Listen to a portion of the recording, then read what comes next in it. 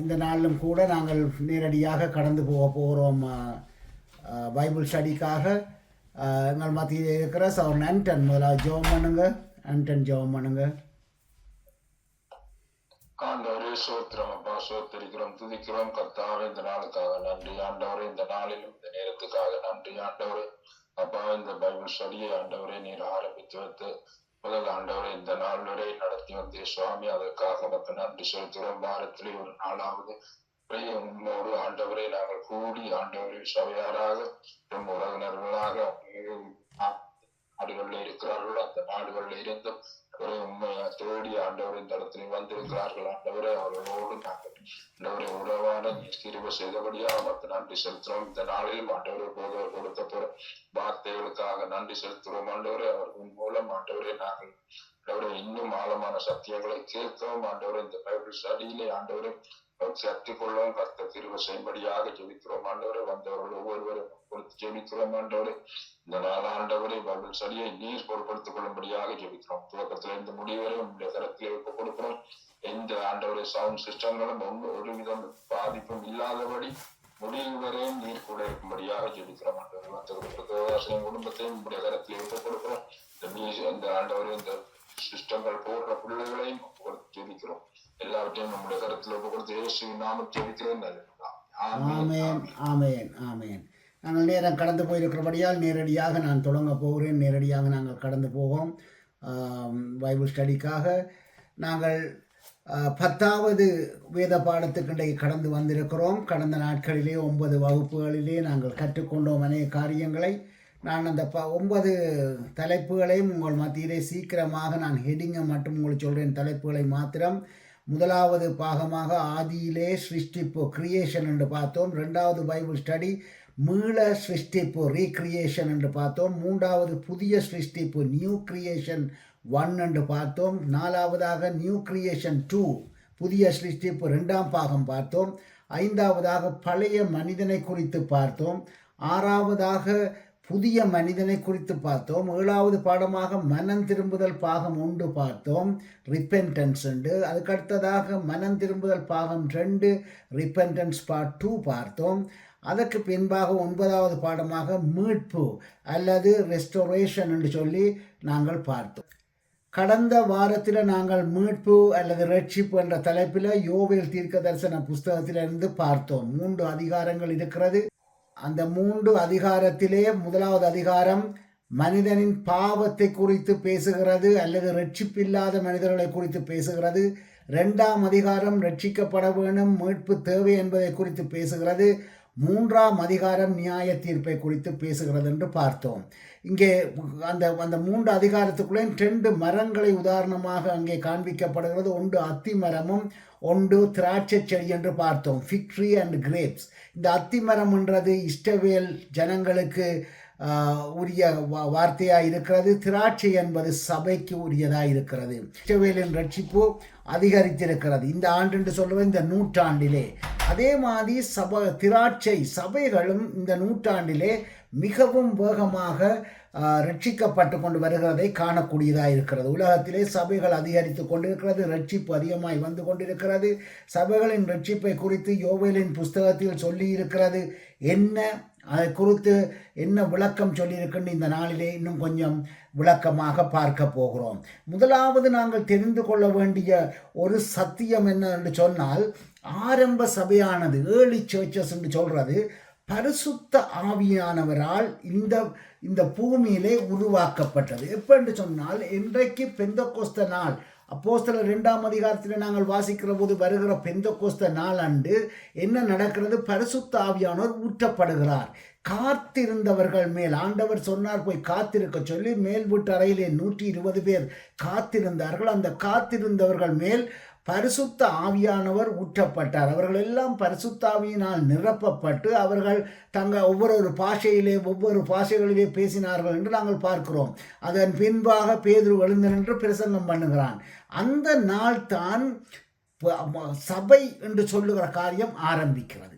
அதுதான் சபையின் ஆரம்பம். ஆனபடியால் ஒரு சபையானது பரிசுத்த ஆவியானவரினால் தான் சிருஷ்டிக்கப்பட்டது. அப்போ சபையை உருவாக்கினது யாரு? பரிசுத்த ஆவியானவர். நாங்கள் அப்போஸ்தலர் எழுதின நடவடிகள் 2ஆம் அதிகாரம் 15, 16, 17 வாசிக்க போகிறோம். Acts chapter 2, 15, 16 and 17. அப்போஸ்தலர் 2, 15, 16, 17. நீங்கள் நினைக்கிறபடி இவர்கள் வெறி கொண்டவர்கள் அல்ல. பொழுது 3ஆம் மணி வேலையாய் இருக்கிறதே. தீர்க்கதரிசியாகிய யோவேலினால் உரைக்கப்பட்டபடியே. அப்ப பாருங்க, யோவேலினால் உரைக்கப்பட்டபடியே. இங்க பாருங்க, வடிவா சொல்லுது. இப்ப யோவேல் புஸ்தகத்துல அது சொல்லப்படுது. என்ன ரட்சிப்பை பற்றி சொல்லுதுன்னு சொன்னேன். அந்த யோவேலினால் உரைக்கப்பட்டபடியே வாசிங்க. கடைசி நாட்களில் நான் மாம்சமான யாவர் மேலும் என் ஆவியை ஊற்றுவேன். மாம்சமான யாவர் மேலும் என் ஆவியை ஊற்றுவேன். அப்பொழுது உங்கள் குமாரரும் உங்கள் குமாரத்திகளும் தீர்க்க தரிசனம் சொல்வார்கள். உங்கள் மூப்பர் தரிசனங்களை அடைவார்கள். உங்கள் மூப்பர் சொப்பனங்களை காண்பார்கள். என்னுடைய ஊழியக்காரர் மேலும் என்னுடைய ஊழியக்காரிகள் மேலும் அந்நாளில் என் ஆவியை ஊற்றுவேன். அப்பொழுது அவர்கள் தீர்க்க தரிசனம் சொல்லுவார்கள். ஆமென். அப்ப இந்த வசனம் நல்லா கவனமா பாருங்க. இந்த வசனமானது சபையின் ஆரம்பத்தில் வருகிற ஒரு வசனம், தீர்க்க தரிசனமாய் உரைக்கப்பட்ட வசனம். யோவேலிலே தீர்க்க தரிசனமாய் உரைக்கப்பட்டது. அதை பேதுரு இந்த இடத்துல சொல்றார். மிக அழகாக சொல்லுகிறார் அப்போஸ்தலர் 2ஆம் அதிகாரத்தில். அதே வசனத்தை அப்போ யோவேலில் சொல்லப்பட்டதுன்னு சொல்லி கூட கிளியராக சொல்லுறார். ஆனால் இந்த வசனம் தான் இன்றைக்கு சபைகளுக்குள்ளே அநேக குழப்பங்களை கொண்டு வந்த வசனம். அநேக குழப்பம் என்று நான் சொல்லுகிறது, சபைகளுக்குள்ளே எத்தனையோ விதமான விளக்கங்களை, பிழையான விளக்கங்களை கொண்டு வந்த ஒரு வசனம் இந்த வசனமாக இருக்கிறது. ஆனபடினாலே நாங்கள் என்ன செய்ய போகிறோம்? திருப்பி ஒருக்கார் 2ஆம் அதிகாரம், யோவேல் 2ஆம் அதிகாரம் 28ஆம் வசனம். Joel chapter 2 verse 28. ஒரு ஆள் வாசிப்போம் தமிழ்ல, அடுத்த ஆள் வாசிப்போம். அதற்கு பின்பு நான் மாம்சமான யாவர் மேலும் என் ஆவியை ஊற்றுவேன். அப்பொழுது உங்கள் குமாரரும் உங்கள் குமாரத்திகளும் தீர்க்க தரிசனம் சொல்லுவார்கள். உங்கள் மூப்பர் சொற்பனங்களையும் உங்கள் வாலிபர் தரிசனங்களையும் காண்பார்கள். ஆமென். இதான் வசனம். இங்கிலீஷ்ல வாசிப்பாங்க ஒரு ஆள். Joel 2:28. And it shall come to pass afterward that it will pour out my spirit upon all flesh, and your sons and your daughters shall prophesy, your old men shall dream dreams, your young men shall see visions. Okay, அப்போ பாருங்க, அதே வசனத்தை old man சொல்லுது. எல்லாரும் மாம்சமான யாவர் மேலும் சொன்னது. இதை சொல்லிவிட்டு 28ஆம் வசனத்தை நீங்கள் கவனிக்கிற வேளையில் அங்கே வடிவா சொல்லுது. இந்த வசனம் எங்கே குழப்பம்டா? உங்கள் மாம்சமான யாவர் மேலும் என் ஆவியை ஊற்றுவேன். உங்கள் குமாரரும் குமாரத்திகளும் தீர்க்க தரிசனம் சொல்லுவார்கள். எப்போ சொல்லுவார்கள்? இந்த வசனத்தை விளங்காத தன்மை இடத்துலண்டா அதில் 2 ட்விஸ்ட் பாயிண்ட் இருக்குது. அதை விளங்கி கொள்ள வேண்டும். முதலாவது, அதை சொல்லுறது எப்போ என்று சொல்லி கிளியராக சொல்லி இருக்கிறது. மாம்சமான யாவர் மேலும் என் ஆவியை ஊற்றுவேன். அப்போ இந்த மாம்சம் உண்டா என்ன? நல்லா கவனிச்சு பாருங்க. கிறிஸ்தவ எங்களுடைய போதனைகளும் வேதத்திலிருந்து நாங்கள் காண்கிற மாம்சம் என்றால் என்ன? இந்த மாம்சமான யாவர் என்று யாரை குறிக்கிறது? நாங்கள் எல்லாரும் மாம்சமானவர்களா? அப்போ இதைத்தான் இன்றைக்கு அநேகருக்கு ஒரு பிழையான ஒரு விளக்கம் வந்திருக்குது. நீங்கள் ரட்சிக்க மாம்சம் சொன்னால் உலகம். நல்லா கவனிங்க. வேதத்தின்படி மாம்சம் சொன்னால் உலகத்தார், ரட்சிக்கப்படாதவர்கள். பரிசுத்த ஆவிக்கு இல்லாத சிந்தனை எல்லாம் மாம்ச சிந்தனை. அப்போ அது என்ன? பாவத்தின் சிந்தனை. இதைத்தான் மாம்சம் என்று சொல்லுகிற வார்த்தை வேதம் எங்களுக்கு கற்பித்து தந்திருக்கு. நாங்கள் ஒரு ஆளை பார்த்து இவர் மாம்சத்தில் பேசுகிறார் என்று சொன்னால் அதோட அர்த்தம் என்ன? இவர் பரிசுத்தாவி இல்லாமலுக்கு பேசுகிறார். இதைத்தான் சொல்லுது.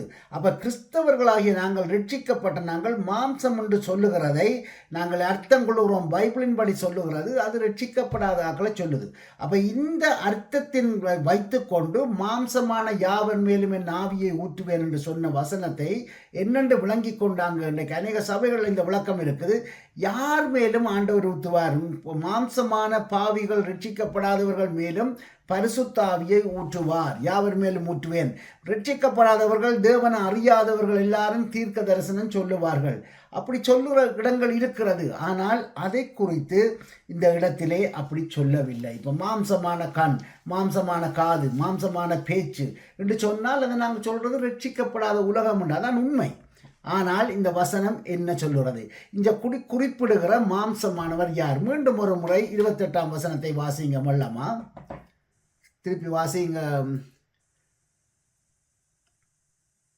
இந்த ஜோயல் அதை வச்சு போங்க, நல்லா கவனிங்க. அதற்கு பின்பு, அப்ப முதலாவது போதும் பொருங்க. அதற்கு பின்பு என்றால் எதற்கு பின்பு என்று நாங்கள் கேட்க வேணும். எதற்கு பின்பு? அதற்கு பின்பு. ரைட், இப்ப வாசிங்க.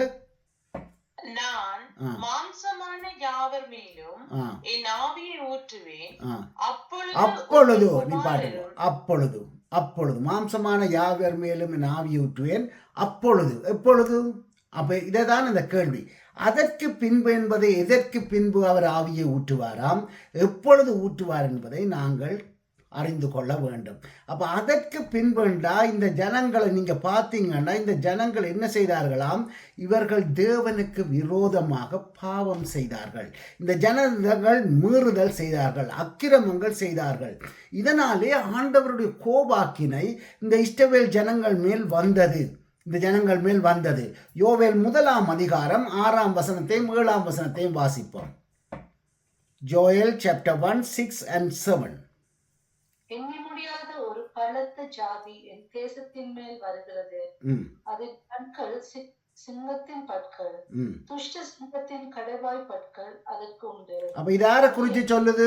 சாத்தானை குறித்து. சாத்தானுடைய கிரியைகள் எண்ணி முடியாத அளவு பெரிய ஒரு சாத்தானுடைய கிரியை வருகிறது இந்த என்னுடைய ஜனத்துக்கு எதிராக. அது என் திராட்சை செடியை அழித்து என் அத்தி மரத்தை உரித்து. திராட்சை செடின்னா உங்களுக்கு தெரியும் என்ன? சபையை அழித்து, அத்திமரம் உண்டா என்ன? இஸ்ரவேல் ஜனங்களை முறித்து.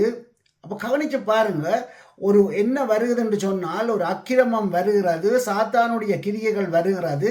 அந்த ரட்சிக்கப்படாதபடி இந்த ஜனங்களை பாவத்துக்குள்ளே கொண்டு போகுது. அழித்து அதன் பட்டையை முற்றிலும் தின்று போட்டது. அதன் கிளைகள் வெண்மையாயிற்று. அப்ப ஜோயல் 1ஆம் அதிகாரத்தில் நான் சொன்ன பாவம், மனுஷனுடைய பாவம், ரட்சிக்கப்படாதவர்களை குறித்து சொல்லப்படுகிறது.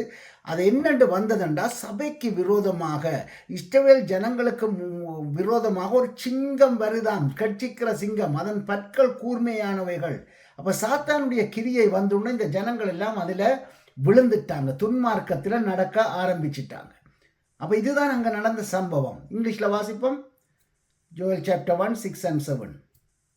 For a nation is come up upon my land, strong and without numbers, whose teeth are teeth of a lion, and he had the cheek teeth of a great lion. He had laid my wain waste, and barked my fig tree. He had made it clear bare, and it cast away. The branches thereof are made white.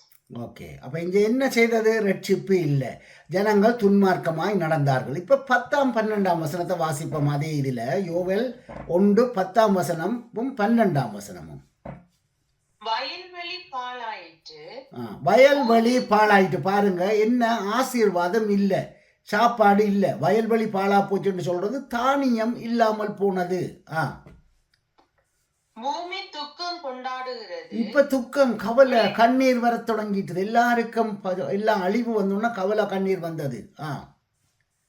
விளைச்சல் அழிக்கப்பட்டது. புது திராட்சை ரசம் வற்றி போயிட்டு. திராட்சை ரசம் என்று சொல்றது சந்தோஷம். ஒரு திராட்சை ரசம் உண்டாலே சந்தோஷம் உண்டான அர்த்தம். அந்த சந்தோஷம் இல்லாமல் போயிட்டது. எண்ணெய் மாண்டு போயிட்டு. அபிஷேகம் மாண்டு போய்விட்டது. எண்ணெய் என்ற அபிஷேகம்.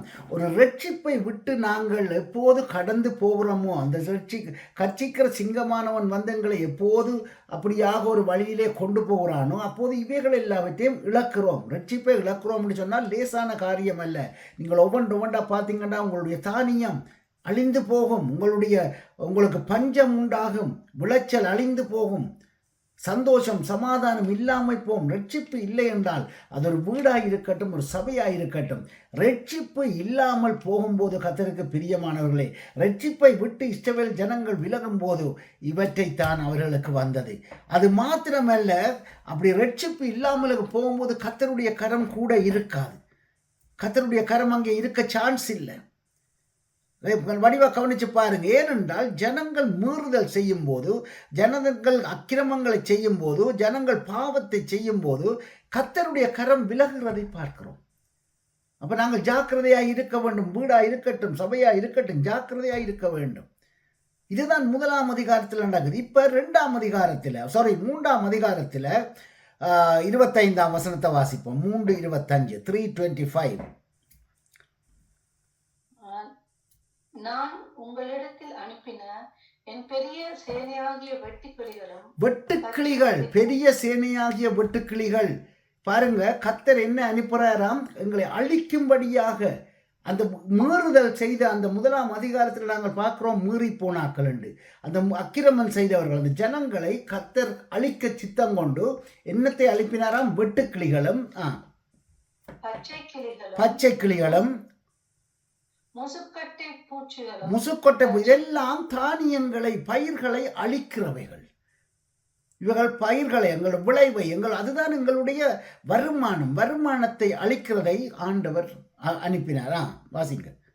பச்சை புழுக்களும் பச்சித்த வருஷங்களின் விளைவை உங்களுக்கு திரும்ப அளிப்பேன். இப்ப சொல்றார், உங்களுக்கு திருப்பி கொடுப்பேன். எப்ப கொடுப்பாராம்? முதலொருக்கா எல்லாம் அப்ப யார் இதை அழிச்சது, அனுப்பினது யாரு? நல்லா கவனிச்சு பாருங்க. பச்சை கிளிய, வெட்டுக்கிளிய, புழுக்களை அனுப்பினது யாரு? யோசிச்சு பாருங்க, யார் அனுப்பினு. ஏனென்றால் அந்த வசனம் இன்னொருக்கா வாசிங்க. 25 அந்த கடைசி பாகம் முக்கியமா. வாசிங்க திருப்பி. நான் உங்களிடத்தில் அனுப்பின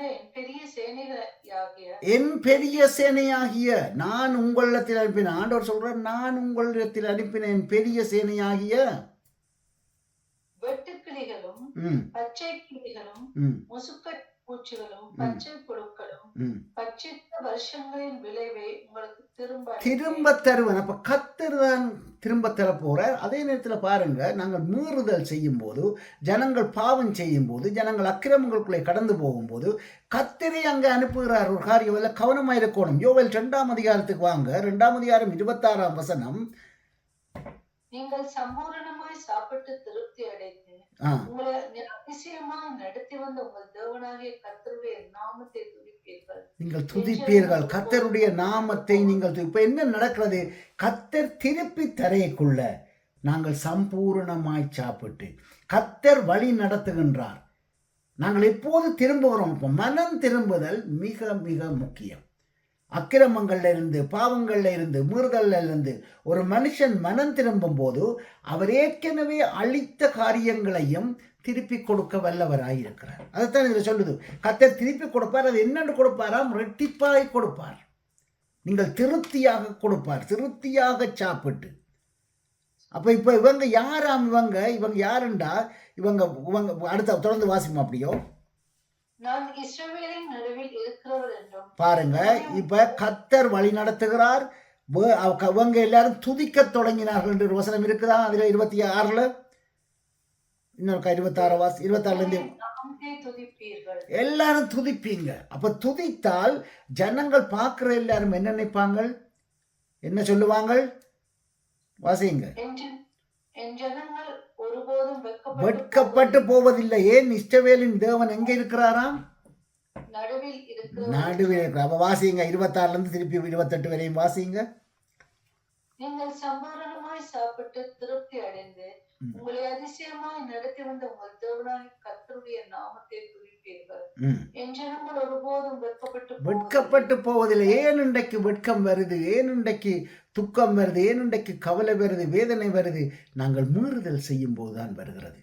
கர்த்தருடைய கரம் இல்லாமல் போகிறது. ஆனால் பிறகு சொல்லும் போது 26ஆம் வசனத்திலே கர்த்தர் வழி நடத்த தொடங்கினார். அப்போது நாங்கள் என்ன செய்கிறோம்? துதிக்க ஆரம்பித்தோம். அப்போது கர்த்தர் சொல்றார், என் ஜனங்கள் வெட்கப்பட்டு போவதில்லை, என் ஜனங்கள் நடுவிலே நான் இருக்கிறேன். கர்த்தர் ஒரு வேளையிலே சொன்னார், நான் அக்கினி ஸ்தம்பத்திலும் மேக ஸ்தம்பத்திலும் இருந்து இஸ்ரவேல் ஜனங்களை வழி நடத்தினது போதும்.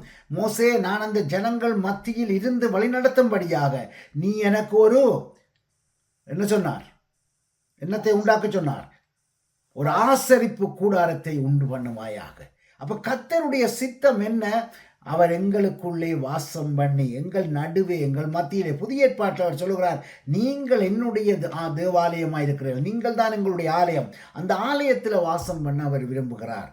அப்போ அதுக்கு பிறகு நடந்த 26ஆம் 27ஆம் வசனத்தை வாசிச்சிங்களா? 27. நான் இஸ்ரவேலின் நடுவில் இருக்கிறவள் என்றும் நானே உங்கள் தேவனாயிருக்கிற கர்த்தர், வேறொருவர் இல்லை என்றும் அறிந்து கொள்வீர்கள். அப்ப பாருங்க, இப்ப ரட்சிப்பு வந்துட்டது. இப்ப வர்ஷிப் பண்ண தொடங்கிட்டோம். ஆண்டவர் எங்களோட வந்துட்டார். எங்களுக்கு இனி வெட்கப்பட்டு வராது. இவங்க எல்லாம் என்ன செய்வாங்க? எல்லாம் தேவன் என் ஜனங்கள் என்று சொல்ல வேணுமா இருந்தால் இவங்க எல்லாம் ரட்சிக்கப்பட்டிருப்பாங்க, விசுவாசிகளா வந்திருப்பாங்க, ஞானம் எடுத்திருப்பாங்க, பரிசுத்தாவியை பெற்றிருப்பாங்க. அப்படி நாங்கள் வருகிற வேளையிலே அந்த ஜனங்கள் இவ்வளவு நடந்த அப்புறம் இதுதான் என் ஜனம், இதுதான் கர்த்தருடைய ஜனம். அப்போ யார் இவங்க எல்லாரும் இப்போ ரட்சிக்கப்பட்ட ஆக்கள். ஒரு காலத்தில் பாவம் செய்தவர்கள், கர்த்தரால் கைவிடப்பட்டவர்கள், இப்போது கர்த்தரால் வழிநடத்தப்படுகிறார்கள். இப்போ 28ஆம் வசனத்தை வாசிங்க. எதற்கு பின்பு இந்த ஜனங்கள் ரட்சிக்கப்பட்ட பின்பு, இந்த ஜனங்கள் இஸ்ரவேல் ஜனங்கள் கர்த்தர் வழி நடத்தின பின்பு, இந்த இஸ்ரவேல் ஜனங்கள் துதிக்க ஆரம்பித்த பின்பு, இந்த இஸ்ரவேல் ஜனங்கள் வெட்கப்பட்டு போகாமல் கர்த்தர் காத்து கொண்ட பின்பு, தேவன் இஸ்ரவேலின் நடுவிலே இருக்க தொடங்கின பின்பு, அதற்கு பின்பு அதில் இருந்து நீங்க 26 27ஆம் வசனத்தை சேர்த்து வாசிச்சிங்கன்னா அதற்கு பின்பு. அப்ப வாசிங்க. அதற்கு பின்பு நான் மாம்சமான யாவர் மேலும் என் ஆவி. இது ரட்சிக்கப்பட்டவர்கள். இது நாங்க பார்க்கிற அந்த மாம்சம் கிடையாது, உலகத்தார் கிடையாது, ரட்சிக்கப்படாதவர்கள் கிடையாது. இதுல மாம்சமான என்று சொன்னது என்னண்டா, பழைய ஏற்பாட்டில் 2 கூட்டமாய் ஜனங்கள் இருந்தார்கள். ஒரு கூட்டம் தேவனுடைய ஜனங்கள், கர்த்தருடைய ஜனங்கள். நீங்க கர்த்தர் உருவாக்கின ஜனங்களை தன்னுடைய ஜனங்களாக, ஆபிரகாமின் சந்ததி, யாக்கோபின் சந்ததி, யாக்கோபு என்றைக்கு இஷ்டவேலாய் மாறினானோ அதிலிருந்து இஷ்டவேலர் எல்லாம் தேவனுடைய சந்ததி. அந்த மற்ற எல்லாரும் தேவனுடைய சந்ததியை விட, இஸ்ரவேல் ஜனங்களை விட மற்ற எல்லாரும், நாங்கள் எல்லாரும் புறஜாதியார் என்று அழைக்கப்பட்டோம். அல்லது அவர்களெல்லாம் பரிசுத்தமானவர்கள் என்று, நாங்கள் எல்லாம் மாம்சம் என்று அழைக்கப்பட்டோம். இப்ப நாங்கள் எல்லாம் ரட்சிக்கப்பட்டு, நாங்கள்லாம் ஒரு காலத்தில் எங்களுடைய மூதாதையர் எல்லாரும் என்ன செய்தாங்க? விக்கிரகங்களை வணங்கி விக்கிர தூப்புகளை வைத்து இப்படி நடந்தார்கள். நாங்கள் ரட்சிக்கப்பட்டு நாங்கள் கர்த்தருடைய வழிநடத்தலுக்குள்ளே அவரை துதிக்க ஆரம்பித்து ஞானம் எடுத்து பரிசுத்தாவியை பெற்று இப்படி நாங்கள் எல்லாம் கடந்து வரும்போது மாம்சமான நாங்களும் தேவ பிள்ளைகளைப் போல நாங்கள் மாம்சமான யாவர் மேலும் அவர் அந்த ஆவியை ஊற்ற ஆரம்பித்தார். ஆனபடியால் ரட்சிக்கப்படாதவர்கள் மாம்சம் உண்டு. நீங்கள் அப்படியான மாம்சத்தை இந்த இடத்திலே ஒரு இடத்திலே குறிக்கப்படவில்லை. ஆனபடியினால் தான் நீங்கள் நல்லா அதை விளங்கிக் கொள்ள வேண்டும். பழைய ஏற்பாட்டிலே பரிசுத்த ஆவியானவர் ஆங்காங்கே ஒரு குறிப்பிட்ட ஜனங்களுக்கு கொடுக்கப்பட்டார்கள். விசேஷித்தவர்களை பார்த்து தேவன் பரிசுத்தாவின் அபிஷேகத்தை கொடுத்தார். ஆனபடியால் தான் ராஜாக்கள் பரிசுத்தாவியை பெற்றிருந்தார்கள். தீர்க்கதரிசிகள், முக்கியமாக தீர்க்கதரிசிகள் எல்லாம் பரிசுத்தாவியில் வழிநடத்தப்பட்டார்கள். மோசே, ஜோசுவாவை போல தலைவர்கள் வழிநடத்தப்பட்டார்கள். ஆசாரியர்கள் வழிநடத்தப்பட்டார்கள். பிரதான ஆசாரியர்கள் மாத்திரம் பரிசுத்தாவியில் நடத்தப்படுவார்கள். விசுவாசிகள் பரிசுத்தாவியில் நடத்தப்பட மாட்டார்கள். விசுவாசிகள், அதனால்தான் பிரதான ஆசாரியன் தான் மகா பரிசுத்த ஸ்தலத்துக்குள்ளே போக வேண்டும் என்றால் அவன் தான் பரிசுத்தாவியை பெற்றுக் கொண்டவன். ஆனால் இப்ப கிருபையின் காலத்தில் இயேசு கிறிஸ்து சிலுவையிலே மரித்த பின்பு மாம்சமான யாவர் மேலும் என் ஆவியை ஊற்றுவேன். அதற்கு பின்பு 26ஆம் 27ஆம் வசனத்துக்கு பின்பு 28ஆம் வசனம், அதற்கு பின்பு மாம்சமான யாவர் மேலும் என் ஆவியை ஊற்றுவேன். ஆனபடியால் இதை கிளியராக விளங்கிக் கொள்ளணும். தேவனுடைய ஆவியை பெற்றுக்கொள்ளவன் என்றால் அவர் பரிசுத்தமான அந்த ஆவி, அவர் பரிசுத்தவராய் இருக்கிறபடியால் நானும் நீங்களும் பரிசுத்தராய் இருக்க வேண்டும். அப்போதுதான் இந்த ஆவியின் கிரிகைகள் எங்களுக்குள்ள வரும். தேவன் பக்கமாய் மனம் திரும்பியவர்களுக்கு, ரட்சிப்பை பெற்றவர்களுக்கு, அப்படிப்பட்டவர்களுக்கு ஆண்டவர் ஒரு பேர் சொல்லுகிறார். என்ன பேர் தெரியுமா? அந்த பேர் தான் அவர்களின் ஜனமாய் இருப்பார்கள். அவர் தகப்பனா இருப்பார். நானும் நீங்களும் குமாரரும் குமாரத்திகளுமாயிருப்போம். தேவனுடைய பிள்ளைகளாய் இருக்கிறவர்கள் எல்லாரும் ரட்சிக்கப்பட்டவர்கள். எல்லாரும் சபைக்கு வர்ற எல்லாரும் தேவ பிள்ளைகள் கிடையாது. கர்த்தருக்கு பிரியமானவர்களே, தேவனுடைய பிள்ளைகள் என்று சொல்லுகிறவர்கள் ரட்சிக்கப்பட்டவர்கள். அடுத்தது என்ன சொல்றார்? 28ஆம் வசனத்துல, மாம்சமான யாவர் மேலும் என் ஆவியை ஊற்றுவேன். அடுத்தது, அப்பொழுது உங்கள் குமாரர். யாரு? அப்பொழுது உங்கள் குமாரர். வடிவா கவனிங்க, உங்கள் குமாரன் சொல்றது அந்த 26ஆம் 27ஆம் வசனத்துல மனம் திரும்பியவர்கள், தேவனுக்கு பின்பாக போனவர்கள், தேவனால் பாதுகாக்கப்பட்டவர்கள், கர்த்தர் நடுவே வாசம் பண்ணவர்கள், வெட்கப்படுவதில்லை. உங்கள் குமாரரும் குமாரத்திகளும் வாசிங்க. உங்கள் குமாரரும் உங்கள் குமாரர்களும் தீர்க்க தரிசனம் சொல்லுவார்கள். அப்பொழுதுதான் உங்கள் குமாரரும் குமாரத்திகளும் தீர்க்க தரிசனம். அப்ப எல்லாரும் சொல்லுகிறது தீர்க்க தரிசனம் இல்லை. ஒரு ஆள் ரட்சிக்கப்பட்டிருக்க வேண்டும், பரிசுத்தாவியால் வழி நடத்தப்பட வேண்டும், கர்த்தர் அவர் நடுவே காணப்பட வேண்டும். அதுதான் தீர்க்க தரிசனம். அவர்கள் சொல்ல வேண்டும். வாசிங்க.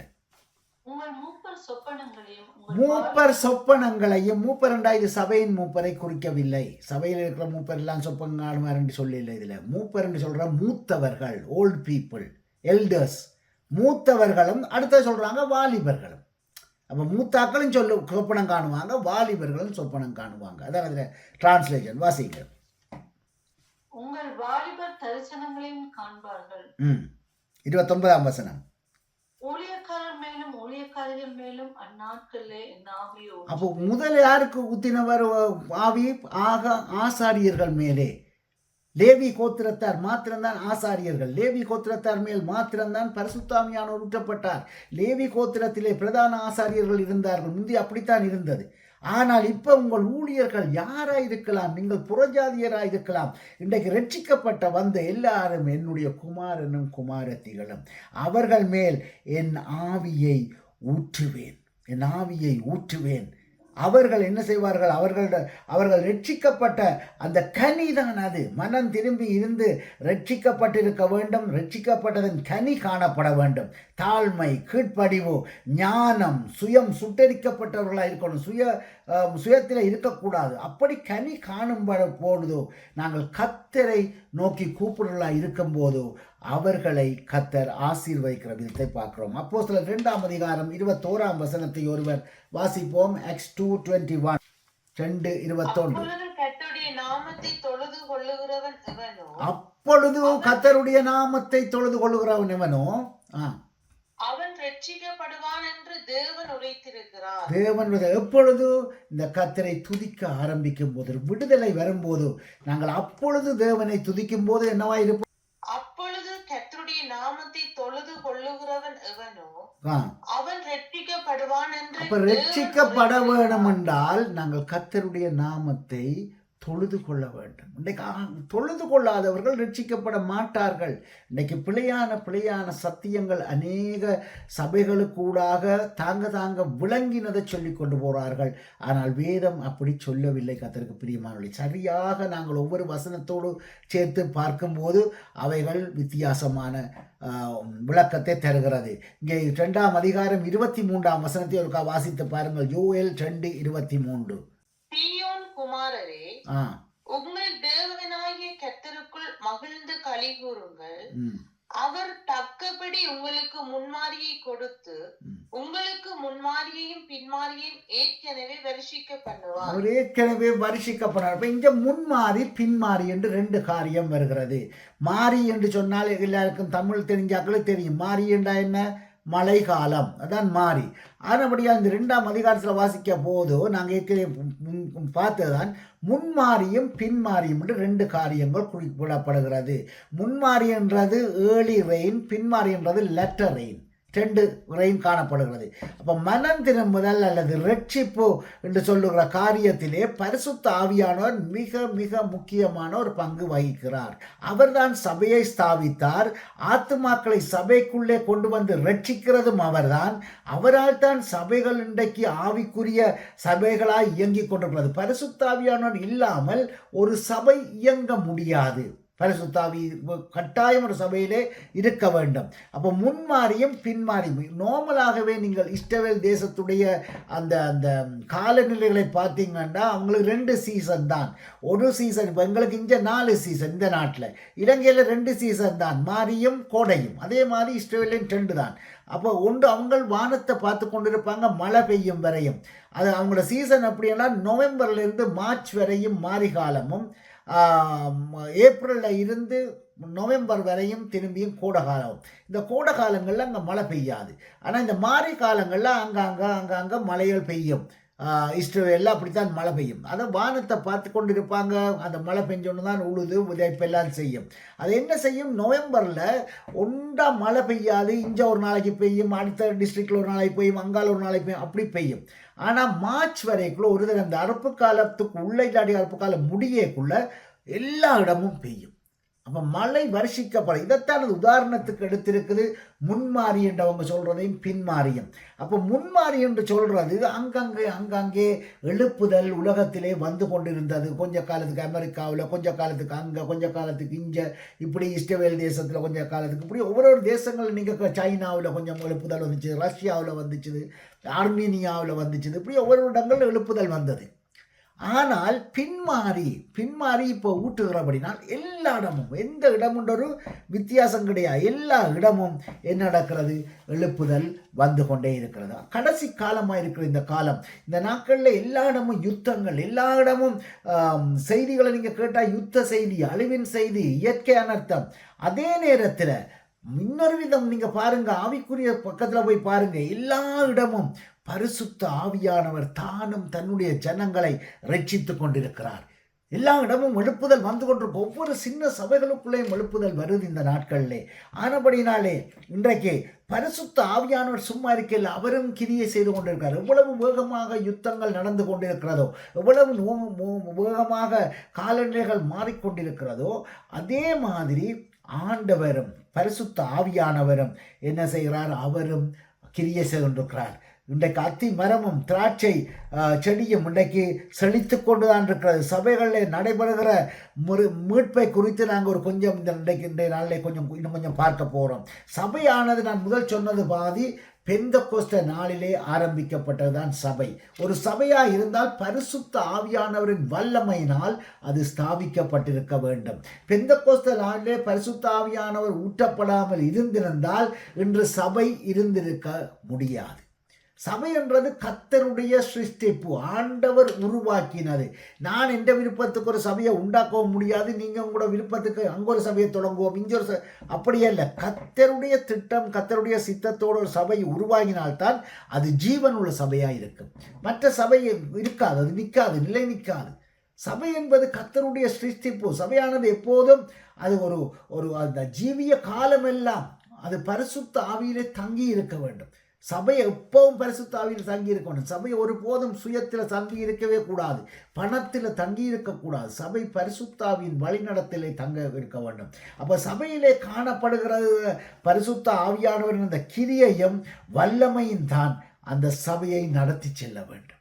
பரிசுத்தாவியானவர் நடத்த வேண்டும். சபையில் காணப்படும் பரிசுத்தாவியானவர் இந்த அளவு எவ்வளவாக இருக்கிறதோ அவ்வளவுக்கு தான் இந்த சபை நடத்தப்படும். நாங்கள் பரிசுத்தாவியானவருக்கு சபையிலே முக்கியத்துவத்தை கொடுத்து, சபையானது எப்போதும் ரட்சிப்புக்குள்ளே, அனுதின ரட்சிப்புக்குள்ளே சபை இருக்க வேண்டும். நாங்கள் இன்றைக்கு என்ன செய்கிறோம், வெளியில் ரட்சிப்புக்கு ஜனங்களை கூட்டிக் கொண்டு வருகிறோம் சபைக்கு. நீங்கள் வாங்க ரட்சிக்கப்படலாம், நீங்கள் வாங்க ரட்சிக்கப்படலாம். வெளியிலிருந்து வர்றாக்களை ரட்சிப்பை பார்க்கிறோமே தவிர சபைக்குள்ள ரட்சிப்பை பார்க்கிறோமா? சபைக்குள்ள ஒவ்வொரு நாளும் ரட்சிப்பு இருக்கணும். குடும்பத்தில் ஒவ்வொரு நாளும் ரட்சிக்கப்பட வேண்டும், அனுதினமும் ரட்சிக்கப்பட வேண்டும். முடிவு பரியந்தமும் நிலைத்து நிற்கிறவனே ரட்சிக்கப்படுவான். அப்போ டெய்லி அது ஒரு ப்ராசஸ், அது ஒரு லைஃப் டைம் ப்ராசஸ். ரட்சிப்புன்றது நாங்கள் ரட்சிக்கப்பட்டோம் ஒரு நாளும் பெருமையாக சொல்ல முடியாது. ரட்சிக்கப்படையில்லை, நாங்கள் இன்னும் ரட்சிக்கப்பட்டு கொண்டே இருக்க வேண்டும். நாங்கள் மனம் திரும்பி இருக்கிறோம், நாங்கள் கர்த்தருக்குள்ளே வழிநடத்தப்படுகிறோம். ஆனால் பரிசுத்த ஆவியானவர் இல்லை என்றால் மீட்பும் கிடையாது, ரட்சிப்பும் கிடையாது. எந்த சபையிலும் அல்லது எந்த ஒருவருக்குள்ளேயும் ஜீவன் என்பது அல்லது நித்திய ஜீவன் என்பது வேறு எந்த ஒரு வழியிலும் வராது. அதுக்கு வேற பை ரூட்ஸே கிடையாது, வேற வழி, நோ சாய்ஸ். ஒரே ஒரு வழி ரட்சிப்புக்கு, ஒரே ஒரு வழி பரிசுத்த ஆவியானவர், அவருடைய வல்லமை, அவருடைய அபிஷேகம், அவருடைய வழிநடத்துதல், அவருடைய ஞானம், அவருடைய ஆலோசனை, பரிசுத்த ஆவியானவர் இல்லாதபடி, அந்த வழிநடத்தல் இல்லாமல் நாங்கள் ஒருபோதும் நாங்கள் நித்தியத்துக்குள்ளே கடந்து போக முடியாது. யோவேல் தீர்க்கதரிசன புஸ்தகத்தில் வாசிக்கிற போது பரிசுத்த ஆவியானவர் ஒரு மழை பெய்கிறது போல வருஷிக்க பண்ணுகிறது. பின் மாறி என்று சொன்ன மாறி என்றால் இப்படி பெய்யும், மேலே வானத்திலிருந்து இப்படி கொட்டும், எல்லா இடமும் கொட்டும். நாங்கள் எங்கே மூடி தப்ப முடியாது, நாங்கள் நனைந்தே ஆக வேண்டும். அப்படி சபைக்குள்ள அப்படி ஊற்றப்பட வேண்டும். இன்றைக்கு சபையில் அதில் ஒரு ஆள் பரிசுத்தாவியோடு இருக்கிறார், இதில் ஒரு ஆள் பரிசுத்தாவியை பெற்றிருக்கிறார், முன்னுக்கு நிற்கிற ஒரு ஆள் பரிசுத்தாவி இருக்கிறார். அது சான்ஸ் இல்லை. அப்படியான சபைகள் நாங்கள் எல்லாரும் ஒரு சபை என்ற அந்த சபையில் முழு பேர்லையும் பரிசுத்தாவின் அபிஷேகம் இருக்க வேண்டும். அதுதான் பின்மாறி. முன்மாறியில் இடையே அங்கங்கே இருந்தது. சபையில் பரிசுத்தாவியான ஊற்றப்படைக்குள்ள அதில் 2 வகை இருக்குது. ஒன்று முன்மாறி, ஏர்லி ரெயின், பின்மாறி, 2 விதமாக அழைக்கப்படுகிறது. அது ஆனபடியினாலே கர்த்தருக்கு பிரியமானவர்களே, இந்த ஆரம்ப நாட்களிலே ஆரம்ப சபைகளிலே ஊற்றப்பட்ட பரிசுத்தாவியை தான் முன்மாறி குறிக்கிறது. அந்த நாட்களில் அங்கங்கே ஊற்றப்பட்டது. அப்போஸ்தலர் நடவடிக்கைகள் நாங்கள் வாசிக்கிற போது அங்கே என்ன செய்கிறது? பரிசுத்தாவியானவரும் அவருடைய கிரியைகளும் தான் அதை தொடர்ந்து ஒரு 100 ஆண்டு அளவுக்கு அது ஊற்றப்பட்டு கொண்டு போனார்கள் அப்போஸ்தலருடைய சபை, அந்த ஏர்லி ரெயின். அதுக்கு பிறகு என்ன நடந்தது கவனித்து பாருங்க. 2ஆம் நூற்றாண்டில் இருந்து சபைகள் கொஞ்சமாக மந்தமடைந்து அப்படியோ அழிந்து போயிட்டு, பிறகு 16ஆம் 17ஆம் நூற்றாண்டில் மீண்டும் உயிர்ப்பு பெற்று இன்றைக்கு மிகவும் வேகமாக நடந்து கொண்டிருக்கு. அப்போ பின்மாரியானது இந்த 15-16ஆம் நூற்றாண்டுக்கு பிறகுதான் வர தொடங்கினது. 1ஆம் நூற்றாண்டு எத்தனை அப்போஸ்தலர் இருந்தார்களோ, அப்போஸ்தலர்கள் ஜீவனோடு இருக்கும் வரையும் தான் அந்த சபைகள் ஜீவித்து கொண்டிருந்தது. ஏனென்றால் அப்போஸ்தலர்கள் எல்லாரும் பரிசுத்தாவினால் நிறைந்தவர்களாக இருந்தார்கள். இன்றைக்கு நாங்கள் என்ன செய்ய வேண்டும்? சபை மீறி இந்த பின்மாரியானது இந்த நாட்களில் உலகம் முழுவதும் ஊற்றப்பட்டு கொண்டுதான் இருக்கிறது. பரிசுத்தாவியின் வல்லமை உலகம் முழுவதும் இன்றைக்கு கிரியை செய்யுது. இது முக்கியமான ஒரு சத்தியம். இதை நாங்கள் நன்றாக தெரிந்து கொள்ள வேண்டும், நன்றாக விளங்கி கொள்ள வேண்டும். தெரிந்து வைத்திருந்தால்தான் எங்களுக்கு அது புரியும். முன்மாரியாக இருந்தாலும் பின்மாரியாக இருந்தாலும் சரி, அங்கே 3 முக்கியமான பொதுவான காரியங்கள் உண்டு இந்த பரிசுத்தாவியாவின் கிரியல்ல. முன்மாரி என்பது சபை ஆரம்பத்தில் வந்தது. பின்மாரி என்றது இன்றைக்கு இந்த நாட்களிலே, இந்த உலகத்தின் முடிவு நாட்களிலே எல்லா இடம் ஊற்றப்படுகிறது. உங்களுக்கு 3 காரியங்களை நான் இதிலே காண்பித்து தருகிறேன். முதலாவது காரியத்தை நாங்கள் பார்க்கிற போது, இங்கே தேவனுடைய சித்தப்படி கிருபையாக பரிசுத்தாவி ஊற்றப்பட்டது. முன்மாரியும் சரி பின்மாரியும் சரி, அது தேவனுடைய சித்தத்தோடு ஊற்றப்பட வேண்டும். அதான் முதலாவது. கர்த்தருடைய சித்தத்தால் ஊற்றப்படும். நாங்கள் ஒன்றை இழுத்து கொண்டு வர்றதில் ஒரு சபையில் தேவன் நாங்கள் எப்படி நடக்கிறோமோ கர்த்தர் அதை ஊற்றுவார். இது தேவனுடைய சித்தம். நாங்கள் ஒரு சூப்பர் மார்க்கெட்டில் போய் வாங்கிட்டு வர மாதிரி பரிசுத்தாவி அள்ளி கொண்டு வந்து எங்களை சபையில் வைக்கவே முடியாது. எங்களுடைய கனிகள், சபையில் இருக்கிற ஒவ்வொருவருடைய கனிகளையும் பார்த்து கர்த்தர் பின்மாரியை சபைக்குள்ளே ஊட்டுவார். ஆனபடியால் முதலாவதாயும் இருக்கலாம், 2வது பின்மாரியாக இருக்கலாம். அது கர்த்தருடைய சித்தப்படிதான் ஊற்றப்படும். எங்களால் அதை ஊற்றி பெற்றுக்கொள்ள பிரயாசப்பட வேண்டும். நாங்கள் பிரயாசப்பட கர்த்தர் எங்களை நிரப்புகிறார். இதுதான் முதலாவது காரியமாக இருக்கிறது. எந்த 2 இதிலேயும் உள்ள பொதுவான காரியம். ரெண்டாவது என்ன செய்கிறது? 2 தடவையும் ஊற்றப்படும் போது பரிசுத்த ஆவியானவர் அல்லது ஒரு சபையில் ஒரு தனிப்பட்ட ஆளுக்குள்ள இந்த பரிசுத்தான ஊற்றப்படும் போது அது என்ன செய்கிறது? அது அந்த பரிசுத்த ஆவியானவரை இன்னும் எந்த ஒரு விதத்திலையும் நாங்கள் உருவாக்க முடியாது. பரிசுத்தாவி பரத்திலிருந்து தேவனால் வர வேண்டுமே தவிர நாங்கள் மந்திரம் சொல்லியோ தந்திரம் சொல்லியோ அல்லது பணத்தை கொடுத்தோ அல்லது வேறு எந்த ஒரு விதத்திலையும் பரிசுத்தாவியை ரீப்ரொடக்ட் பண்ண முடியாது. ஒன்லி ஒன் ப்ராடக்ட், அது தேவனிடத்திலிருந்து தான் வர வேணும். கர்த்தர் இன்றைக்கு அநேகர் என்ன செய்கிறாங்க? குறுக்கு வழியில் இந்த பரிசுத்தாவியை பெற்றுக்கொள்ள பார்க்குறாங்க. குறுக்கு வழியில் இன்றைக்கு பரிசுத்தாவி விற்கப்படுகிறது. போத்தல் வழியை தண்ணி அடைச்சி பரிசுத்தாவியின் தண்ணி கொண்டு கொடுக்குறாங்க. கையிலஞ்சியை விற்று இதை பிடிச்சி தலையில் வச்சுங்கண்டா பரிசுத்தாவி இறங்கும்னு சொல்கிறாங்க. இப்படி சிஸ்டங்களை கொண்டு வந்துட்டாங்க. தவறு அப்படி அல்ல. பரிசுத்தாவி தேவ சித்தப்படி கனியுள்ள வாழ்க்கையோடு வாழ்கிற ஒரு மனிதன், ரட்சிக்கப்பட்ட வாழ்க்கை உள்ள ஒரு மனிதன், உண்மையாய் தேவனை ஆராதிக்கிற ஒரு மனிதனுக்குள்ளே கர்த்தர் ஊற்றுகிறார், கர்த்தர் கொடுக்க வேண்டும். ஆனபடியால் நாங்கள் சபைகளிலே கூப்பிட்டு சில சபைகளின் காரியங்கள் அவர்கள் அந்த சபையின் அப்போஸ்தலர் வந்து கரங்களை வைத்தால் மட்டும்தான் பரிசுத்த ஆவி ஊற்றுவார். அவர் ஒரு நாளைக்கு தீர்மானிப்பார். அந்த நாளிலே வருஷத்தில் ஒரு நாளோ 2 நாள் தீர்மானித்து அந்த நாளில் வர்ற எல்லாருக்கும் பரிசுத்த ஆவி கொடுப்பாங்க. ஒரு சில சபைகளின் காரியம் இப்படியா இருக்கிறது. கர்த்தருக்கு பிரியமானவர்களே, அப்படி ஒரு சத்தியம் இல்லை. ஒவ்வொருவரும் விளங்கி கொள்கிறபடி அதை செய்கிறாங்க. இன்றைக்கு அநேகர் ட்ரை பண்ணுறாங்க, பணங்களை கொடுத்து. அந்த நாள்லேயும் இருந்தது, பணம் கொடுத்து பேதுருட்ட கேட்குறான், பணத்தை தாரன், இதை எனக்கும் அந்த அற்புதம் செய்ய தர சொல்லி. அப்படி செய்ய முடியாது. மாத்திரமல்ல, பரிசுத்த ஆவியானவரை ஒருவராலும் கட்டுப்படுத்த முடியாது. யூ கேனாட் லிமிட், ஒரு லிமிட் பண்ண இயலாது.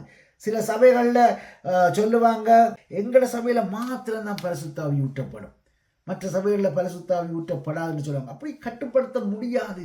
பின்மாறி என்றது எல்லாருக்கும் ஒரு மழை பெய்கிற மாதிரி அது என்ன செய்கிறது, அது ஊற்றப்படுகிறது.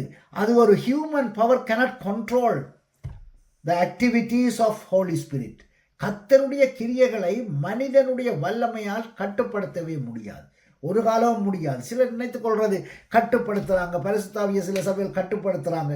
கட்டுப்படுத்த முடியாது. சத்தியத்தை விளங்கி கொண்டால் நல்லது. ஆனபடியால் ஒருவர் உங்களுடைய ஆவியை கட்டுப்படுத்துகிறார் என்று ஒரு நாள் நினைக்க வேண்டாம். அது தேவனுடைய வல்லமை, அது கர்த்தருடைய வல்லமை. அந்த வல்லமைக்கு ஈடாக ஒரு வல்லமையும் இல்லை. கர்த்தருடைய திட்டம் என்ன? தமது பிள்ளைகள் இந்த பூமியிலும் செழித்திருக்க வேண்டும், தமது பிள்ளைகள் இந்த பூமியிலும் கனத்தை பெற வேண்டும், இந்த பூமியிலும் மேன்மையாக இருக்க வேண்டும், பரலோகத்திலும் அவர்கள் மேன்மையாக இருக்க வேண்டும். இது கர்த்தருடைய திட்டம். இது கர்த்தருடைய திட்டம். எல்லா கர்த்தருடைய வாக்குத்தத்தங்கள் எப்போதும் நீங்கள் கவனித்து பாருங்க, இஷ்டவேலருக்கும் சபைக்குமாகத்தான் இருக்கிறது. ஒரு சபையை கர்த்தர் ஆசீர்வதிக்கிறார். பழைய ஏற்பாட்டில் அவர் வாக்குத்தத்தங்கள் எல்லாமே இஷ்டவேலருக்காகத்தான் அநேகமாக கொடுக்கப்பட்டது. ஆனால் சபைகள் ஆரம்பித்த பின் புதிய ஏற்பாட்டு வாக்குத்தத்தங்களை நீங்கள் பாருங்கள், எல்லாம் சபைக்கு பொதுவாக புறஜாதியாருக்கு, ரட்சிக்கப்பட்டவர்களுக்கு. பழைய ஏற்பாட்டில் இருக்கு, இல்லைன்னு சொல்லல, அநேகமாக அங்கே இருக்கிறது இஸ்ரவேல் ஜனங்களுக்கு மாத்திரம், அல்லது ஒரு குறிப்பிட்ட கோத்திரத்தாருக்கு, ஒரு குறிப்பிட்ட குடும்பத்துக்கு. புதிய ஏற்பாட்டு வாக்குத்தத்தங்கள் இஸ்ரவேலருக்கும் தனித்தனியாக கொடுக்கப்படவில்லை, புறஜாதியார் கொடுக்க எல்லாருக்கும் பொதுவாய் கொடுக்கப்பட்டது. அதுதான் உங்கள் குமாரரும் உங்கள் குமாரத்திகளும். அதில் என் ஜனங்கள் என்று சொல்லி கொண்டு வந்தவர் இப்போ உங்கள் குமாரர் திருப்புறார் அந்த இதை. அப்போ மீட்கப்பட்டவர்களுக்கான, அந்த ரட்சிக்கப்பட்டவர்களுக்கான வாக்குத்தத்தங்கள் அப்படித்தான் கொடுக்கப்படுது. சபைக்கான வாக்குத்தத்தம், ஆதி சபைகள் எல்லாமே மனம் திரும்ப வேண்டும். ஆதி சபைகள் என்று நான் சொல்லுகிறது பாரம்பரிய சபைகள். இன்றைக்கு எல்லா சபையும் மனம் திரும்ப வேண்டும். ஏனென்றால் அவைகள் கர்த்தருடைய திட்டத்துக்கு உட்பட்ட சத்தியங்களிலே இல்லை. அநேக சத்தியங்கள் பிழையாய் போய்கொண்டிருக்கிறது. பரம்பரை, உங்களுக்கு நான் ஒரு பேர் சொல்ல தேவையில்லை சபைகளை, ஆனால் உங்களுக்கு தெரியும் அந்த சபைகளிலே பரிசுத்த ஆவியானவரின் வழி நடத்தல் இல்லை, சபை பரிசுத்த ஆவியின் கிரியை இல்லை. அப்படிப்பட்ட சபைகள் பிரயோஜனம் இல்லை, ஜீவன் இல்லை. ஆனபடினாலே ஆதி திருச்சபையில் காணப்பட்ட குணாதிசயங்கள், ஆதி திருச்சபையில் நான் சொல்லுகிறது புதிய ஏற்பாட்டிலே அப்போஸ்தலருடைய சபைகள், இயேசு கிறிஸ்துவின் சீஷர்களாயிருந்த அப்போஸ்தலருடைய சபைகள் எப்படி இருந்ததோ அப்படி சபைகள் திரும்பவும் வர வேண்டும். சபைக்குள்ளே காணப்பட வேண்டிய காரியங்கள், அப்போஸ்தலர் சபைகளிலே காணப்பட்ட அந்த சத்தியங்கள் காணப்பட வேண்டும். அப்போஸ்தலரின் அடிப்படை சத்தியங்கள் காணப்பட வேண்டும்.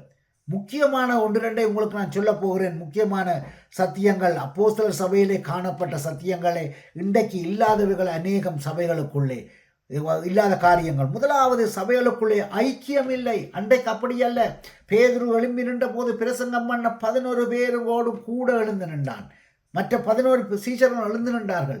இன்றைக்கு சபைகளிலே ஒரு பாஸ்டர் எழும்பி நின்றா 4 பாஸ்டர் அதுக்கு எதிராக நிற்கிறாங்க. யோசிச்சு பாருங்க. ஒரு பாஸ்டர் எழுந்து நின்று பிரசங்கம் பண்ண வலிக்கிட்டால் மற்றாக்கள் எழுந்து நின்று ஏதாவது செய்கிறீங்களா, அதுக்கு கமெண்ட் அடிக்க பார்க்குறீங்க, அந்த பிரசங்கத்துக்கு ஏதாவது மார்க்ஸ் போட பார்க்குறீங்க, அந்த பிரசங்கத்தை குறித்து ஏதாவது ஒரு கதையை சொல்கிறீங்க. ஆனபடியினாலே அன்றைக்கு அப்போஸ்தலர்கள் எழும்பி நின்ற போது, அப்படி அனனியாவும் சப்பீராலும் ஏன் கொல்லப்பட்டார்கள், அந்த நாட்களில் ஒரு வழக்கம் இருந்தது. தங்களுடைய எல்லா ஆஸ்திகளையும் விற்று கொண்டு வந்து அப்போஸ்தலருடைய பாதங்களிலே வைத்தார்களாம். இன்றைக்கு அதை செய்ய முடியாது, அன்றைக்கு அதை செய்தார்கள். அந்த ஐக்கியம் இருந்தது, அவர்கள் நம்பினார்கள். அவ்வளோத்தையும் கொண்டு வந்து போட்ட உடனே எல்லாரும் அந்த சபையிலே அவர்கள் குடியிருந்தார்கள், அங்கேயே இருப்பார்கள். அங்கே இருந்து அந்த அந்த ஆஸ்திகளை அவர்கள் பங்கிட்டு அவர்கள் அனுபவித்தார்கள். ஆனால் இன்றைக்கு அது இல்லை. பரிசுத்த பவுல் கொரிந்து சபைக்கு எழும்போது சபை பிரிவுகளை குறித்து சொல்லவில்லை. ஏனென்றால் அவன் என்ன சொல்லுகிறான், அன்றைக்கு ஒவ்வொரு பட்டணத்துக்கும் ஒரு சபை தான் இருந்தது. இன்றைக்கு ஒரு தெருவுக்கு 100 சபை இருக்கு. அன்றைக்கு ஒரு பட்டணத்துக்கு ஒரு சபை தான். ஒரு ஆள் போய் ஒரு சபையை உருவாக்கினா அடுத்த சபை அதில் உருவாகாது. அடுத்த சபை அடுத்த பட்டணத்தில் தான் உருவாகும். பட்டணங்கள் சின்ன சின்ன பட்டணங்கள் தான் என்றாலும் ஒரு சபை தான். ஆனால் இன்றைய நிலைமையை யோசிச்சு பாருங்க எப்படி இருக்கின்றது. சபையில எண்ணிக்கை விசுவாசிட எண்ணிக்கை விட கூட இருக்கு. இன்றைக்கு பாஸ்டர்ஸ் எண்ணிக்கை பார்த்தீங்கன்னா சில சபையில் 8-10 பாஸ்டர்ஸ் இருப்பாங்க. ஆனால் விசுவாசி 3-4 பேர் இருப்பாங்க, விசுவாசி ஒரு ஆள் தான் இருப்பார். அப்போ அப்படியான சூழ்நிலைகளுக்கு இன்றைக்கு கடந்து வந்திருக்கு. அப்படி இருக்கக்கூடாது. அந்த இதுக்கு என்ன செய்ய வேணும்?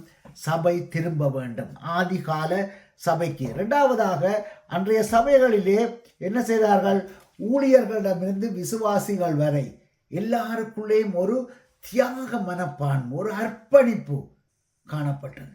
எல்லாருக்குள்ளே அவங்க ஆத்துமாக்களுக்காக தங்களுடைய ஜீவனை கொடுக்கிற அளவுக்கு ஓடினார்கள். இயேசு கிறிஸ்துவின் சீஷர்கள் எல்லாருமே இரத்த சாட்சிகள், யோவானை தவிர. ஆனால் யோவான் இரத்த சாட்சி தான்.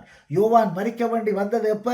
அவன் பத்மு தீவிலே தனிமையா இருந்து ஒரு வேதனையை அனுபவித்தான். ஆனபடியே அதுவும் ஒரு இரத்த சாட்சி. குடும்பத்தை விட்டு ஜனங்களை விட்டு அந்த விஷ பூச்சிகள் மத்தியிலே அந்த தனிமையா இருந்தான். அது ஒரு இரத்த சாட்சிக்கு சமனானது. எங்களை கொண்டே அப்படி போட்டால் எப்படி வேதனைப்பட்டிருப்போம்.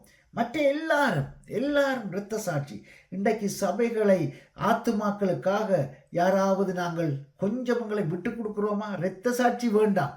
எங்களை ஒரு அரை மணித்தியாலும் ஒரு ஆத்துமாக்காக கூட கொஞ்சம் நேரம் நின்றுட்டு போங்கன்னு சொன்னால் நிற்கிறோமா? ஒரு ஆளுக்காக நடந்து போக கேட்டால் இவ்வளோ ஒன்று கேட்டால் இத்தனை நடக்க சொல்கிறேன்.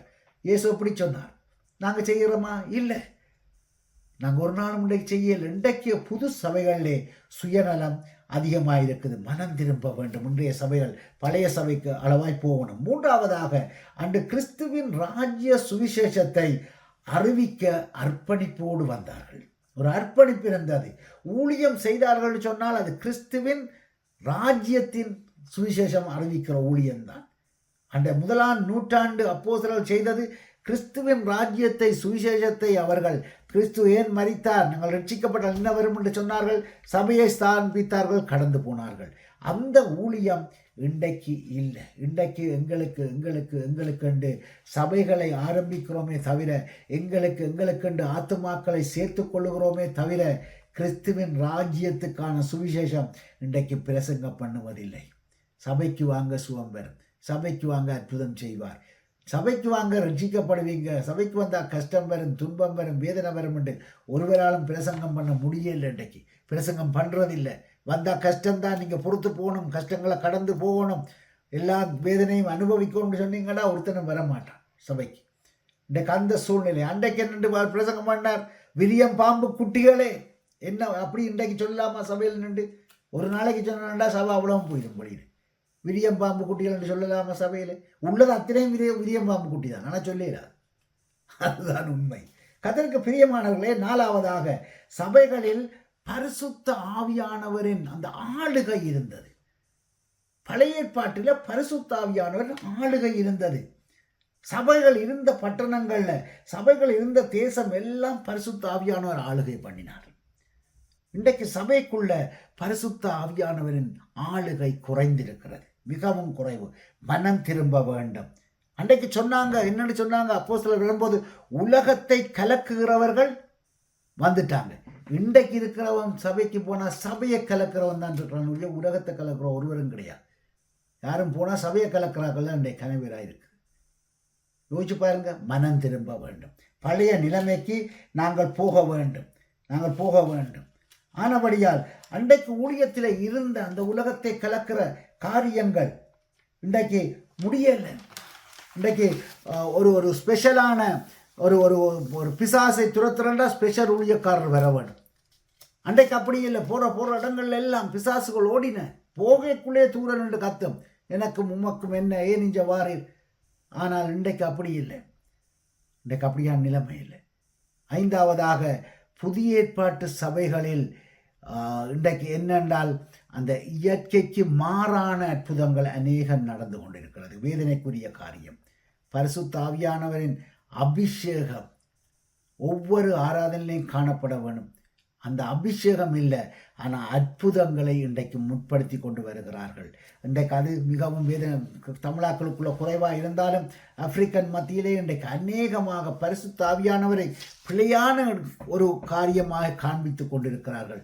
அந்த மகிமை எல்லாம் பரிசுத்த ஆவியானவருக்கு போகாமல் ஒவ்வொரு தனி மனிதனுக்கு அவர்கள் ஏற்படுத்தி கொண்டிருக்கிறார்கள். பெரிய கட் அவுட்டுகளை வைக்கிறாங்க, அந்த படத்தை வச்சு அவற்றை காலில் விழுந்து வணங்குறாங்க. அதெல்லாம் மிகவும் வேதனைக்குரிய காரியம். பரிசுத்த ஆவியானவர் ஸ்பெஷலான மீட்டிங்கில் மட்டும் கிரியை செய்கிறார். கையை அசைச்சா விழுகிறாங்க, இன்னொரு கையை அசைச்சா விழ மாட்டாங்க. அப்போ பரிசுத்த ஆவியானவர் இந்த ஊழியக்காரராக கொண்டு வரார். இந்த சத்தியம் என்ன? ஒரு சபைக்குள்ள பரிசுத்த ஆவியானவர் இருக்க வேண்டும். அதாவது சபைக்கு வர்ற ஒவ்வொருவருக்குள்ளேயும் பரிசுத்த ஆவியானவர் இருக்க வேண்டும். ரட்சிக்கப்பட்ட ஒவ்வொருவருக்குள்ளேயும் பரிசுத்த ஆவியானவர் இருப்பாரா இருந்தால் நாங்கள் ஸ்பெஷலாக அந்த ஆவி வர வேண்டிய அவசியம் இல்லை. எனவே சபை மனம் திரும்ப வேண்டும். எப்படி திரும்ப வேண்டும்? அந்த பழைய நிலைமைக்கு அப்போஸ்தலர் சபையை மாறி திரும்ப வேண்டும். 6வதாக புதிய ஏற்பாட்டு சபையிலே இயேசு கிறிஸ்துவின் போதனைகளும் அப்போஸ்தலருடைய அடிப்படை சத்தியங்களும் வேத வார்த்தைகளும் அந்த அப்படிப்பட்ட காரியங்கள் என்ன செய்ய வேண்டும்? சபைக்குள்ளே முழுமையாக இருக்க வேண்டும். இன்றைக்கு அப்போஸ்தலரின் அடிப்படை சத்தியம் இன்றைக்கு அநேகருக்கு சபைகளில் தெரியாது. சபைகளில் 10 வருஷம் 15 வருஷம் இருப்பாங்க. சபை என்றால் என்ன, சபை எப்படி வழிநடத்தப்பட வேண்டும், சபை எப்படி உருவானது, அப்படியான காரியங்கள் இன்றைக்கு அநேகருக்கு தெரியாது. வேதனைக்குரிய காரியம். ஏனென்றால் எடுத்தா இயேசு ஜீவிக்கிறார், இயேசு ஆசீர்வதிக்கிறார், இப்படி பிரசங்கங்களிலே போகிற ஒழிய இப்படி நாங்கள் ஒழுங்காக ஒன்றை கற்றுக்கொள்ளவில்லை. இன்றைய போதனைகளை இன்றைக்கு ஏற்றுக்கொள்வது எந்த போதனைகளை உங்களை ஆசீர்வதிக்கிறார், உங்கள் துக்கம் சந்தோஷமாக மாறும், இன்று கண்ட எகிப்தியனை இனிமேல் காண மாட்டேன், இதுகளை சொன்னால்தான் எங்களுக்கு சந்தோஷமாக இருக்கு. ஏனென்றால் நாங்கள் அப்படி நெருக்கத்துக்குள்ளே இருக்கிறோம்.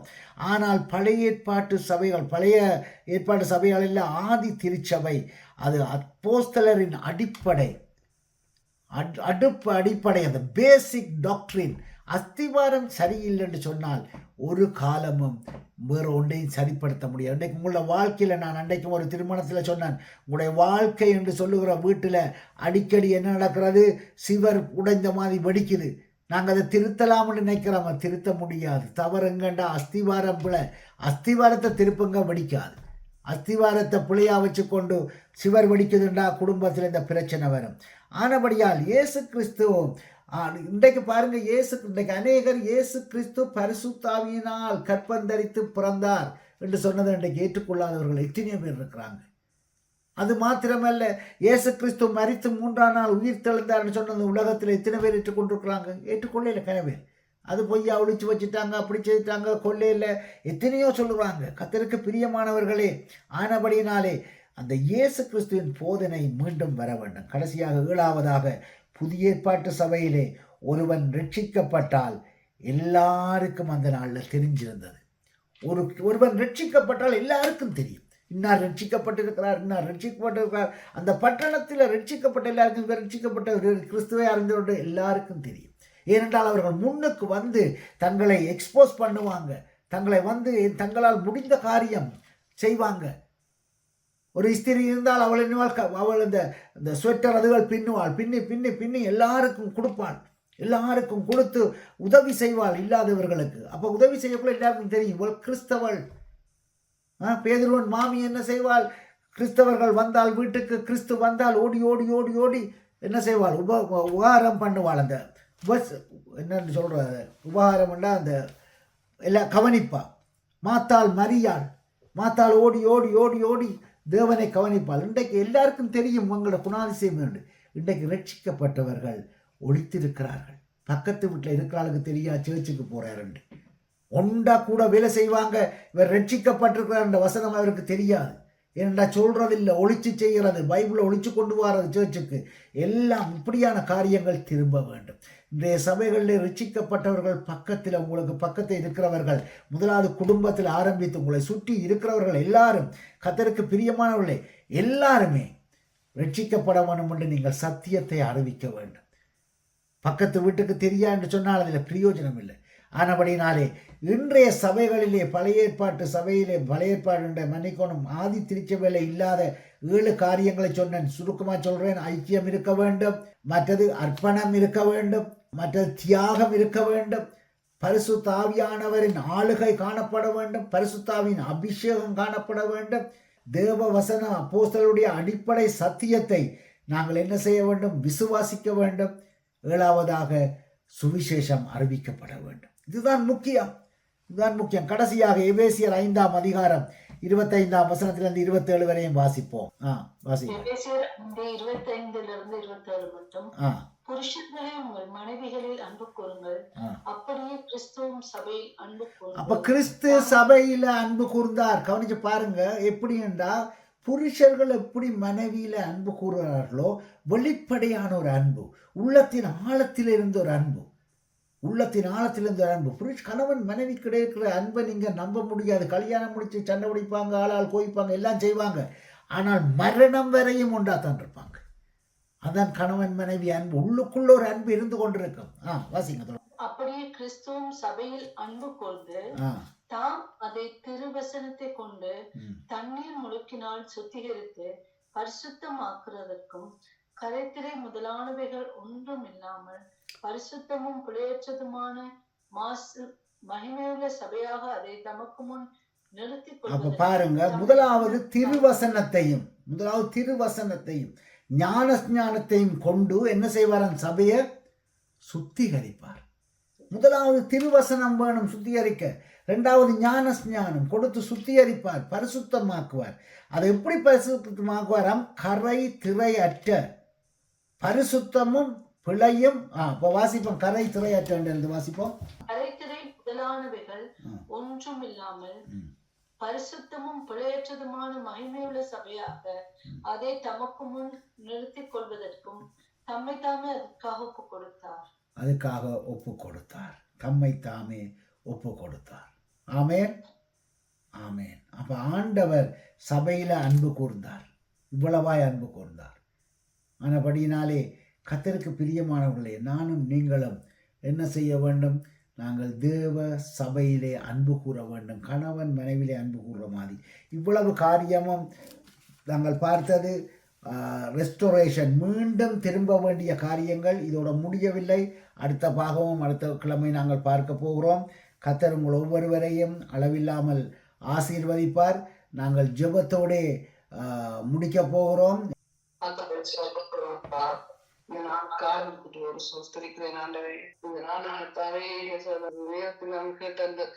பிரசங்கத்துக்காக நன்றி செலுத்துகிறேன். கத்தாவே, இந்த கேட்கிற ஒவ்வொரு காரியம் கத்தாவே எங்களுக்கு பிரயோசனம் உள்ளதாக இருக்கிறத நான் பார்க்கிறோம் ஆண்டவரே. கத்தாவே, இதுபடி கத்தாவே நாங்கள் நடந்து கொள்ளவும் கத்தாவே நீர் எங்களை வழி நடத்தும்படியா சோத்தரிக்கிறோம்ப்பா. மட்டும் உங்களோடு கூட இருந்து எல்லா தேவையிலும் நீ சந்திச்சிருக்கிறீராண்டே. கத்தாவே, இந்த இடத்துல வந்து ஒவ்வொருவரும் ஒப்பு கொடுக்கிறோம் ஆண்டவரே. கத்தாவே, இன்னும் அநேக மக்கள் கத்தாவே இதுபடி அதை கேட்டுக்கொள்ள நீ வழி நடத்த ஒரு திறந்து கொடுக்கும்படியா ஜெபிக்கிறோம் ஆண்டவரே. கத்தாவே, இந்த நாளை கத்தாவே நல்ல சத்தியத்தை கேட்டிருந்தோம் ஆண்டவரே. கத்தாவே, நாங்கள் ஒரு அக்கியத்தோடு கத்தாவே இப்ப குறித்து கத்தாவே நாங்கள் ஒவ்வொரு காரியங்கள் குறித்து நாங்கள் பார்த்திருந்தோம் ஆண்டவரே. கத்தாவே, நாங்கள் ஒரு அக்கியப்படவும் ஒரு சமாதானத்தோடு சந்தோஷத்தோடு கத்தாவே ஒரு அக்கியமாக நடந்து கொள்ள கிருபையை கொடுக்கும்படி ஜெபிக்கிறேன் ஆண்டவரே. கத்தாவே, மட்டும் உங்களோடு கூட இருந்து இந்த நேரத்தை பாதுகாத்த கிருபைக்காக நன்றி அப்பா. கொடுத்த பாசலை ஒப்பு கொடுக்குறேன் கத்தாவே. இந்த பாசலை கத்தாவே எங்களுக்கு கொடுத்த அந்த பிரதான கிருபைக்காக நான் செலுத்துகிறேன் ஆண்டவரே. பாஸ்டர் குடும்பத்தை ஒப்பு கொடுக்கிறேன் ஆண்டவரே. வந்து இந்த இடத்துக்கு கலந்து கொண்டு ஒவ்வொரு ஒப்பு கொடுக்கிறோம் ஆண்டவரே. எல்லாரையும் நீங்க ஆசீர்வதிங்க. கொண்டு நடக்கக்கூடிய ஒரு காரியத்தை ஒப்பு கொடுத்து ஜேசு நாமத்தை ஜெபிக்கிறேன் இல்லை. ஆமென். எல்லாரும் சேர்ந்து சொல்லுவோம். என் ஆத்துமாவே கர்த்தரை ஸ்தோத்திரி, என் முழுமையுடைய பரிசுத்த நாமத்தை ஸ்தோத்திரி. என் ஆத்துமாவே கர்த்தரை ஸ்தோத்திரி, அவர் செய்த சகல உபகாரங்களையும் நன்மைகளையும் என்றென்றும் மறவாதே. ஆமென். நம்முடைய பிதாவாகிய தேவனுடைய அன்பும் குமாரனாகிய இயேசு கிறிஸ்துடைய கிருபையும் பரிசுத்தாவியுடைய அந்யோன்யமும் ஐக்கியமும் எங்கள் அனைவரோடும் என்றும் சதா காலமும் ஆண்டவராகிய இயேசு கிறிஸ்துவின் வருகை மட்டும் கூட இருப்பதாக. ஆமென். ஆமென். ஆமென்.